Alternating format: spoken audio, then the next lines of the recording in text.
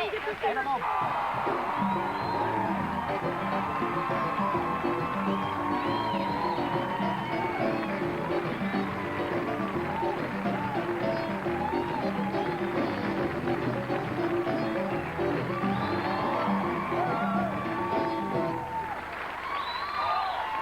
You look great.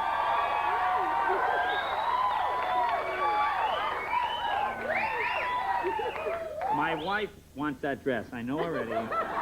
Isn't it great, honey? Yeah. She will ask me where you got it, and I have to find out, and I'll get all that information after. Well, it was either this or my jeans, so I... No, go with this, go with this. No. Okay. Don't even think about the jeans. Forget the... No, Okay. you've made the right decision. This is the right thing to do. No, it's perfect. Very Oh, fun. God, they can play. Oh, they're very good. Oh, it was... Yes, they are.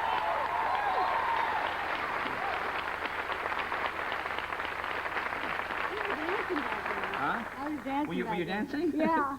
Hey, once it's in your system. I know, I can't get it out. Well, let me hear. You have 3 films out now. All of us. How does that work? Do they? Well, they're coming out. One was out, now that one's gone, and now this one's coming out, and then I'm doing another one is coming out. It's a lot of films. Do you plan it that way, all in the summer? Not at all. I mean, if I had my wish, I would have, sprinkled them out, over a 8-month period. Right. Or a year. Yeah. But it didn't work that way. I mean, the film that I did, Crisscross, I did 2 years ago. But for money problems or whatever path they was going through, they weren't able to distribute the film when they wanted to.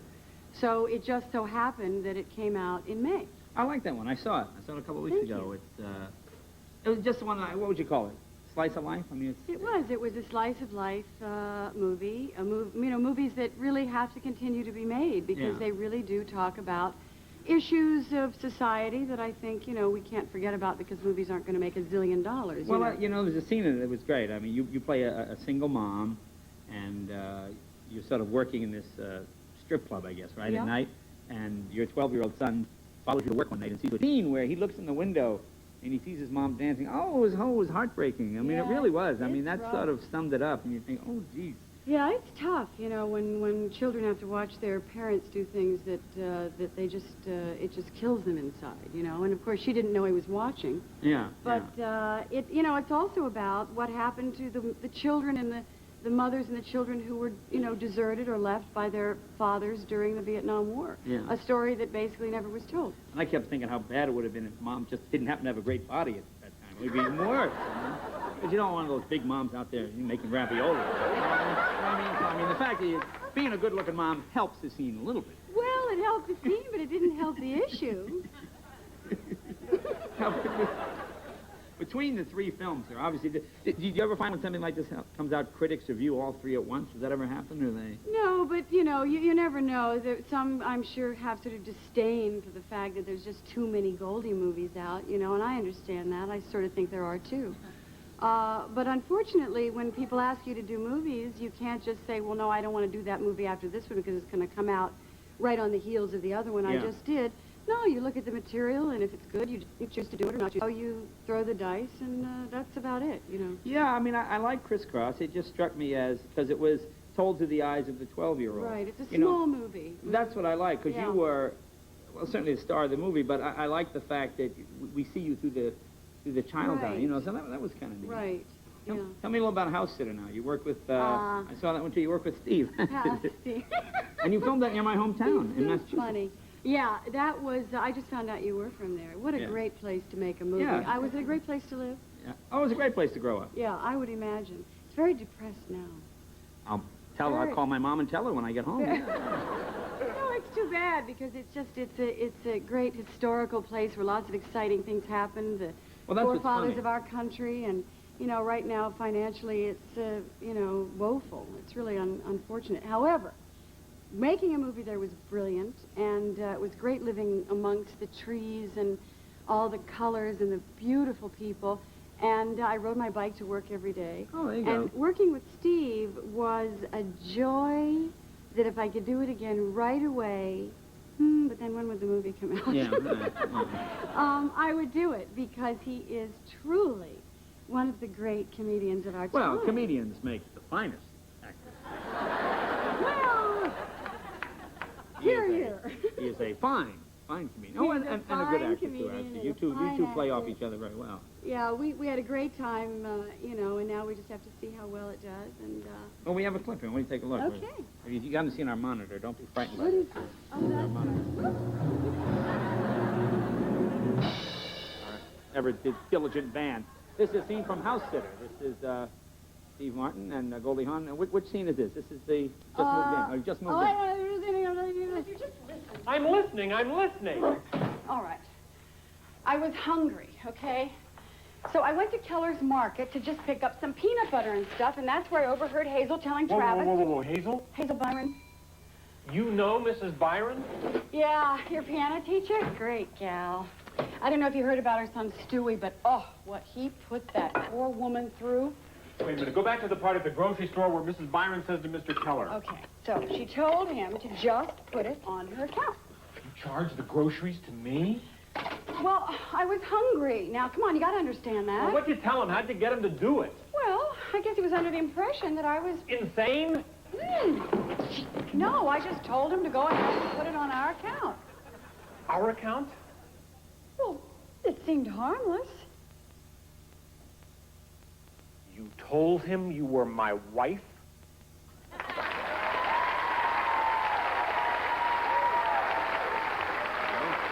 We'll be right back with Goldie Hawn right after this.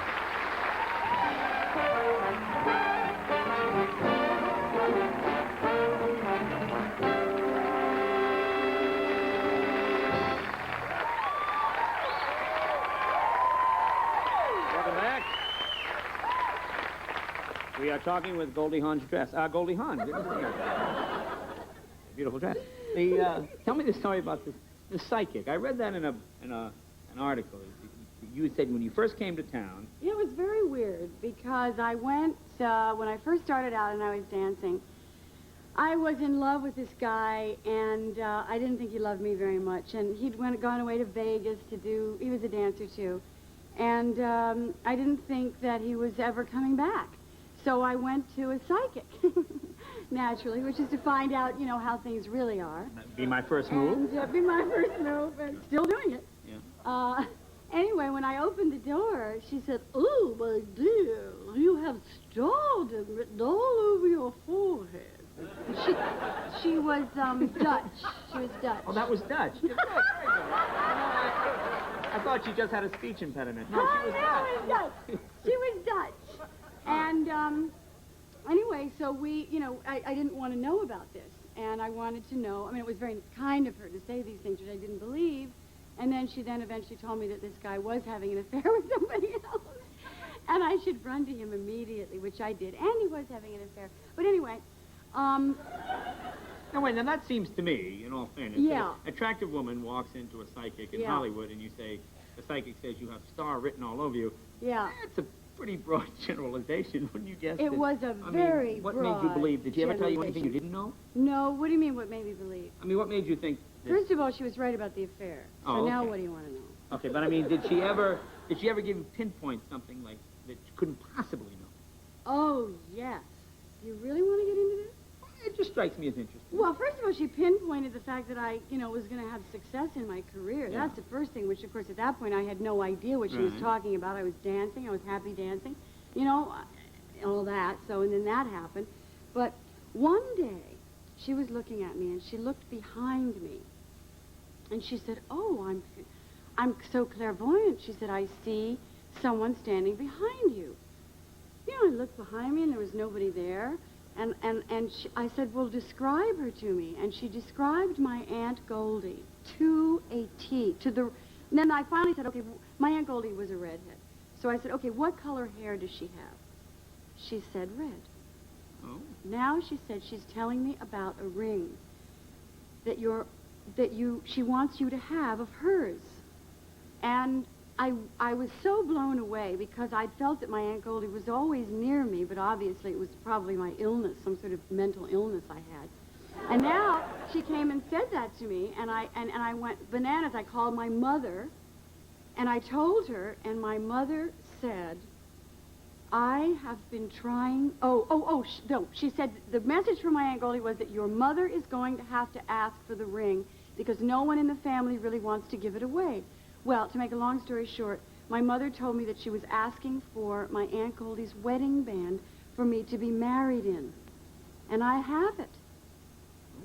So I had no idea about this. My mother is the one who verified it, and then, of course, I now have the only ring my Aunt Goldie ever had, and I have her wedding band. You have this woman's number? She's dead. Oh, good heavens.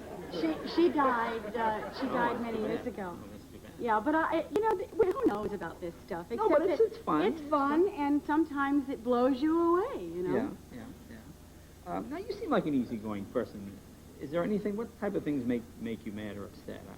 I just wonder. I know, like when you started out, obviously, with the laughing thing and all that, people see the films and they think, oh, she's just like the person in the films. But I know you produce a lot of the films and take them from complete, beginning to end and all that. Yes, sometimes that happens. Is that a problem? Do you have to run up against... Not anymore. No, I don't imagine anymore. Not anymore. I used to when I first started out. As a matter of fact, when I came to the studio tonight, I almost felt like crying. I got a lump in my throat because this is where I did laugh in. Oh, yeah. And I came here every single day of my life for 4 years. And I haven't been back since, I don't think. I really don't know. So it was a very, important time. But people always did expect me to be kind of goofy and silly, and that part of my personality, which certainly still exists. I mean, I wouldn't deny it. But, the other part of me is alive and well and functioning. And how many children now? 3? I have 4 children. One of them is a stepchild. 3 came from my tummy. Oh. And not in that dress, obviously. Yeah.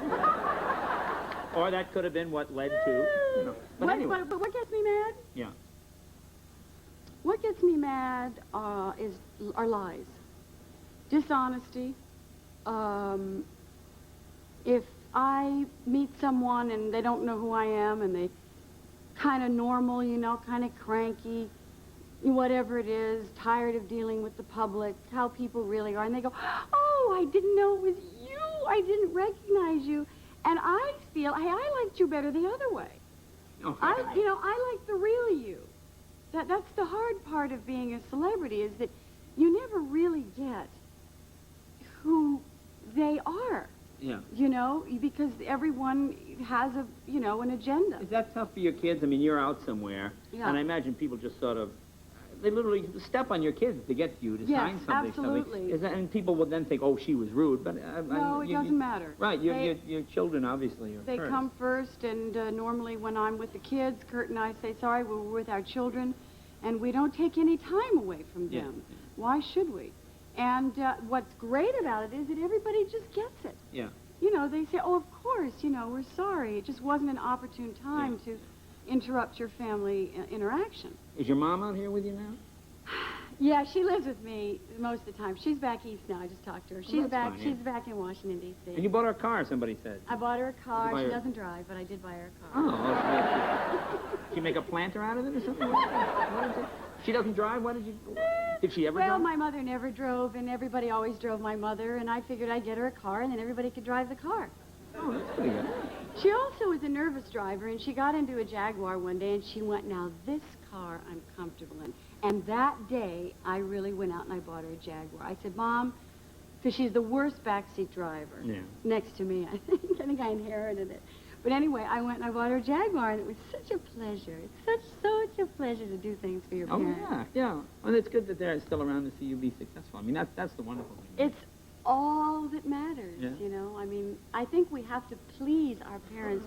It's a big part of our childhood, is that our children have to somehow want to please you. And, well, will you bring her next time you come by? Yeah. Sure, bring Mom. I want to meet Mom. I will. We'll get matching outfits. You bring them along, sure. She can wear this now. Sure. Okay, I know you got to go. You're going to another screening Oh, tonight, I'm right? having so much fun. Oh, okay. Yeah. You're welcome to stay. But... Thanks a lot. But okay. This is great. Oh, thanks. Goldie Hawn. Thanks. Thanks, you guys.